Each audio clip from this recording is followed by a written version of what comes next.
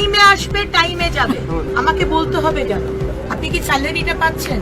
Salary আটকায়নি তো? তাহলে এই এরিয়ার মানুষ, তাদেরও অবদান রয়েছে আপনার স্যালারির পিছনে। তাহলে আপনি কেন এই ময়লা, আজকে এটা তো 1 মাসের ময়লা নয়, আমি এলেই ময়লা পরিষ্কার হবে, তা না হলে ময়লা পরিষ্কার হবে না। আমি যেখানে যেখানে যাবো না সেখানে ময়লা পরিষ্কার হবে না। আমাকে বলতে হবে কেন? 15 বছরে যা করেছেন আমার দেখার দরকার নেই। এই সরকারের আমলে কিন্তু এটা হবে না। ম্যাডাম, আপনারও দেখার কথা, চোখ বন্ধ করে থাকবেন না। আপনার পাম্প হাউসের পাশে যদি এই ময়লা পড়েছে, আপনিও you also take the initiative না? এটা আপনি তো জানেন, আপনি সরকারি কাজ করছেন, তাকেও জানিয়ে দিন। যে পুলিশ রয়েছে, আপনি এখানে ইনচার্জ কে আছেন, এখানে আসুন। পুলিশের কাজটা করা ছাড়া না বাকি কাজগুলো কিন্তু আপনাকে দেখতে হবে।